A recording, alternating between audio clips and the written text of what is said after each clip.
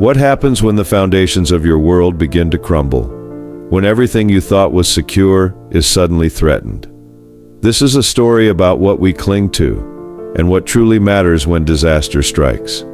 Journey with us to a Southeast Asian city on the brink, where a father and son are deeply impacted by disaster in ways that change their lives forever. As the ground trembles and buildings fall, their tale becomes more than just a story of survival. It becomes a reflection of our own journey, how we sometimes focus on the rubble of what we've lost, while overlooking where our true treasures actually lie.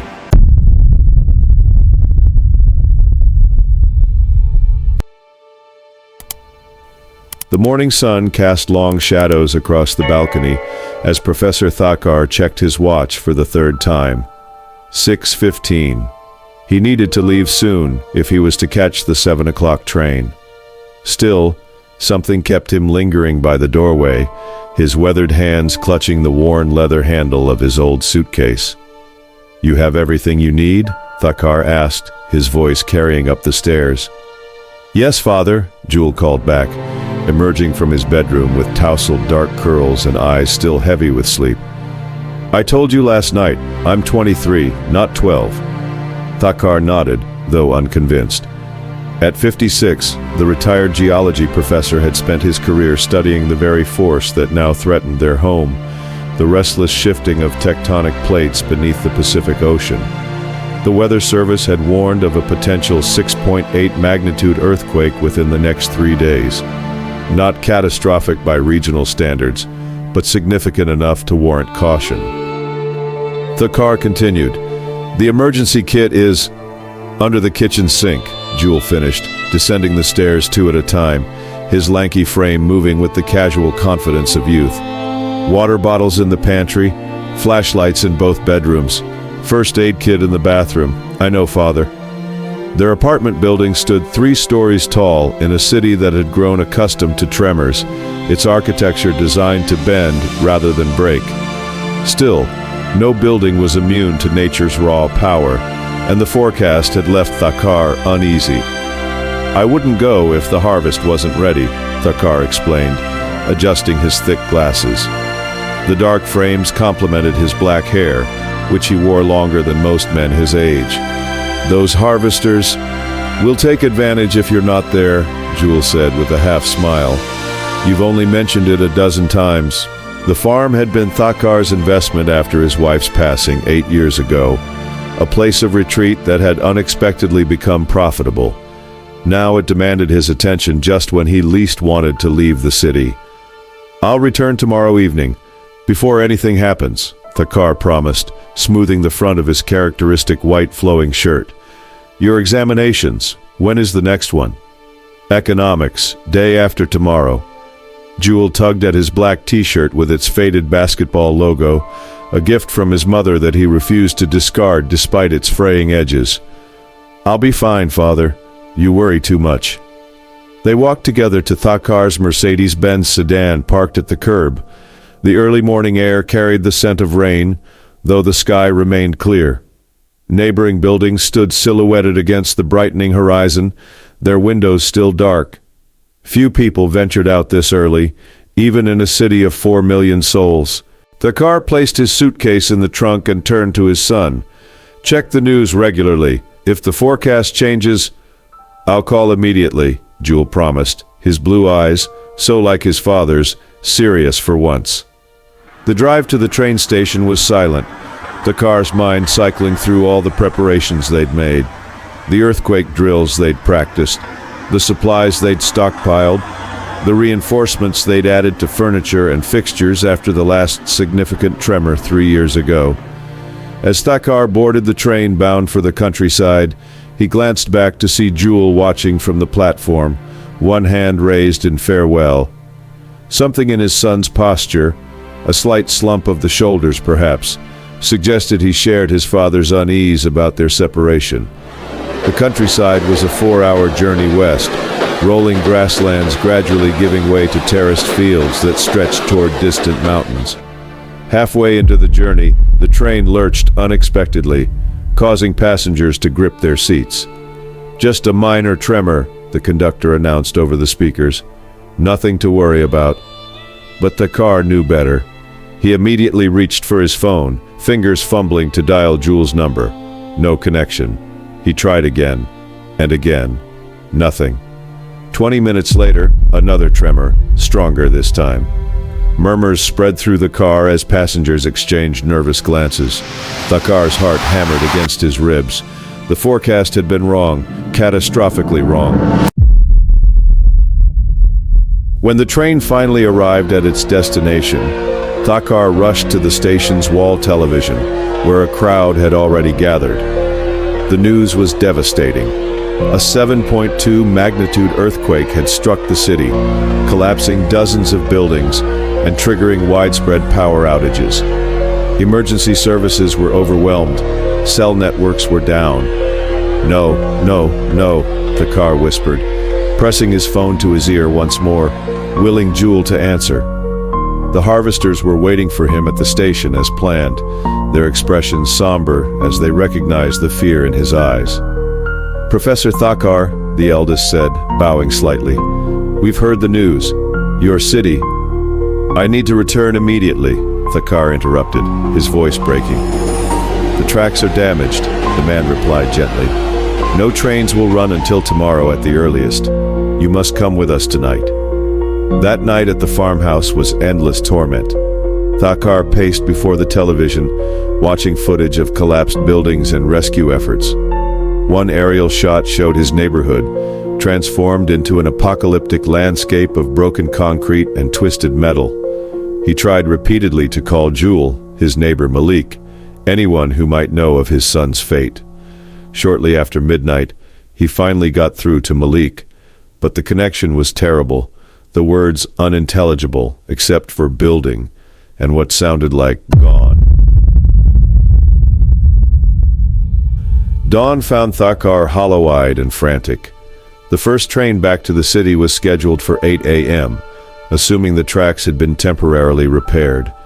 He spent the intervening hours settling accounts with the harvesters, his mind barely registering the generous harvest that would, under normal circumstances, have pleased him greatly.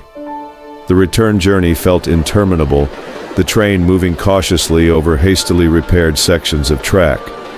Around him, other passengers sat in stunned silence or quiet grief, many returning to assess damage to their own homes and businesses. When Thakkar finally reached the city, he found it transformed.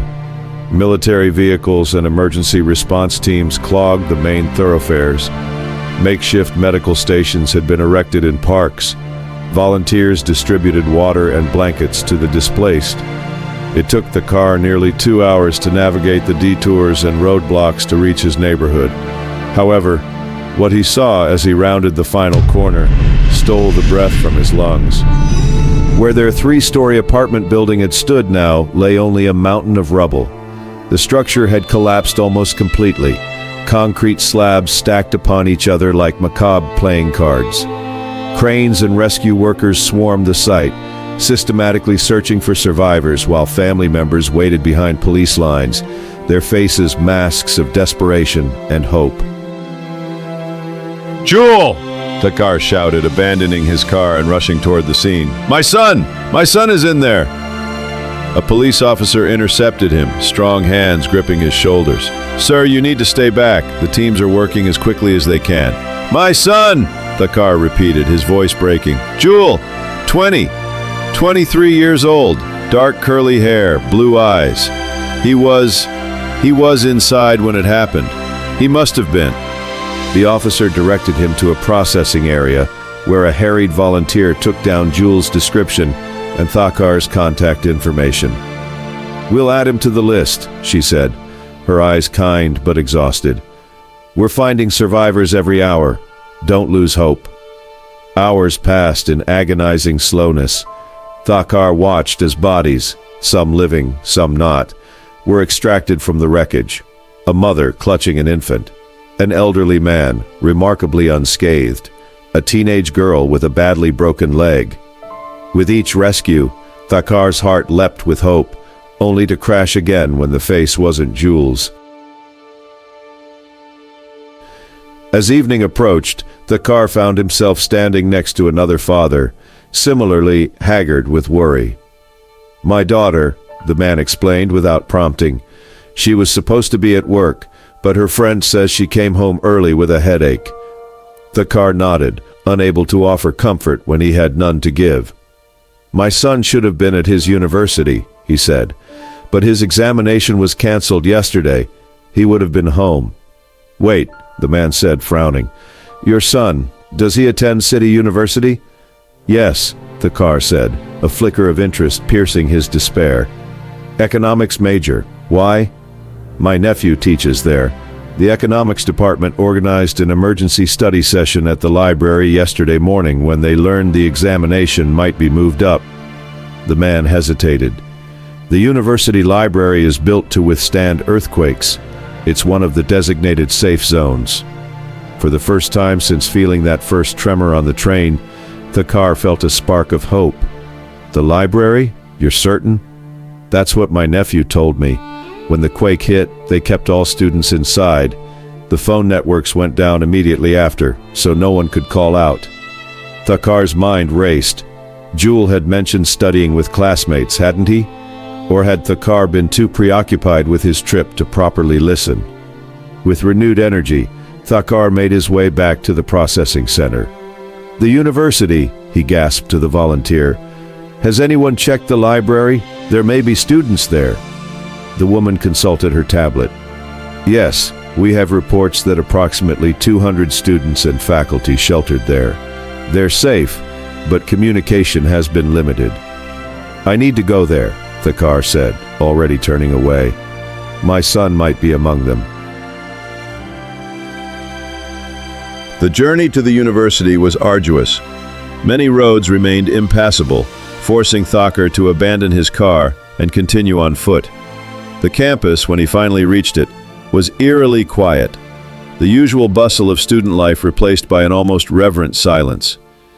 The library stood at the center of campus, its modern architecture distinctly at odds with the classical buildings surrounding it. A small crowd had gathered at its entrance, family members seeking news of loved ones, just as Thakar was. "They're releasing students by department," someone in line explained. "Engineering and sciences have already been processed." "Economics?" Thakar asked, his voice barely a whisper. "Should be soon. They're working alphabetically through the departments." Thakar joined the waiting crowd, his eyes fixed on the library doors. Every few minutes, a small group would emerge, immediately engulfed by tearful relatives. The reunions happening around him were almost too painful to watch, each one highlighting the absence of his own son. And then, as the darkness had begun to set in on the most terrible day of Thakar's life, the doors opened once more. A university official appeared with a clipboard. "Economics department," she called. "We have 27 students and 2 faculty members." Thakar strained to see past her, searching the faces of those emerging into the fading light.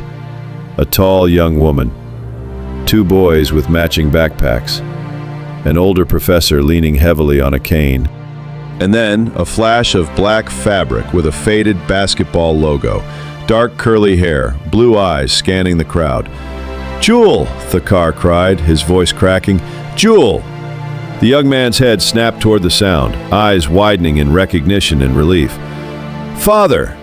They collided in the space between waiting and reunion, Thakar's arms wrapping around his son with a desperation born of terror and relief. "You're alive!" Thakar breathed, pulling back to study Jewel's face, unmarked save for exhaustion. "You're alive!" "Of course I am," Jewel said, his attempt at nonchalance undermined by the tears streaming down his face. "I've been worried sick about you. When the earthquake hit, I thought you might have been on the train when the tracks were damaged." Thakar laughed through his tears. "And I thought you were buried under our building. I've spent the entire day searching the rubble, certain you were trapped inside." "I left for the library right after you departed," Jewel explained. "Professor Chen moved up our examination because of the forecast. I was going to call you, but you know how poor reception is on the train." They stood holding each other as others reunited around them, the evening air filled with cries of joy and relief. The library, not their apartment, had been where Jewel needed to be when disaster struck. And Thakar, searching desperately through Rubble for his son, had been looking in entirely the wrong place. "Our home," Jewel said quietly. "Is it really gone?" Thakar nodded, his arm still around his son's shoulders.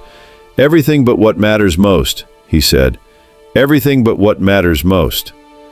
As they walked away from the library, joining the stream of survivors making their way to emergency shelters, Thakar understood the lesson with painful clarity. In life's most critical moments, we often search desperately in the wrong places for what we most need, looking outward when we should look inward, focusing on possessions when relationships matter more, seeking security in the material when only the spiritual endures. We see an example of this in the biblical account of Jesus Christ. During his earthly ministry, he often told his disciples about his coming death and resurrection. They always seemed to greet his words with doubt and fear. They eventually saw him die on the cross, but they either forgot or did not believe the resurrection part. When news got to them about the empty tomb, they were so sure it was impossible that they thought they were listening to pure madness. They had been so overwhelmed with grief that the very thought of Christ's resurrection was impossible for them to accept. They did, however, go to the grave out of curiosity, and sure enough, they found it empty. The covering stone, though sealed with government authority, was not unsealed by human hands. A mighty angel had appeared, removed the stone from the mouth of the grave, and sat on it.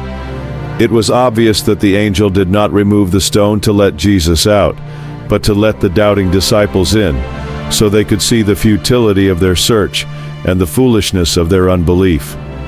Jesus, who was later to enter a locked room through the wall, did not need an open grave to leave the realm of the dead.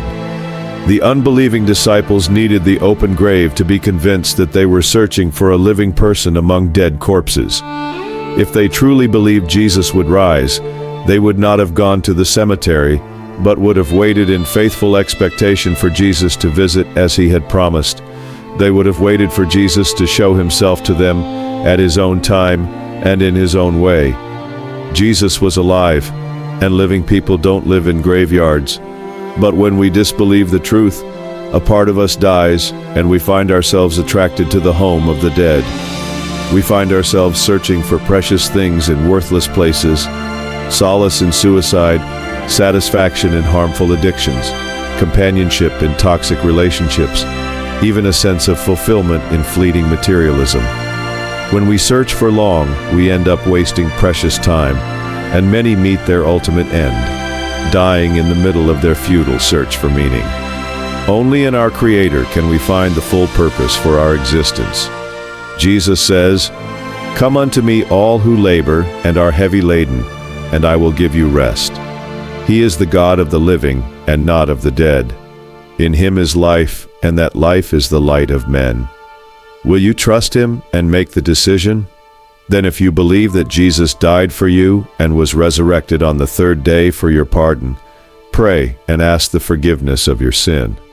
Ask for forgiveness for the times you went searching for the living among the dead because of your doubts and fears. Open your mouth and declare him Lord of your life, because the Bible clearly says that confession is made unto salvation. Ask him to come into your life and reveal himself to you. Accept him as your Lord and Savior forever. The earthquake had taken their home and possessions, but in the rubble of disaster, Thakar had found something far more valuable than anything he'd lost: the recognition that his treasure had never been in the building at all. I hope you find what is most valuable out of all that you've lost, and hope in the midst of despondence. I hope you find light in the midst of darkness, and comfort in the midst of sorrows. God knows your tears, and all that you go through in the dark where no one sees. God knows all the questions you ask in your heart, searching desperately for the truth, when it seems like every other thing about life is unfair. God knows, I assure you.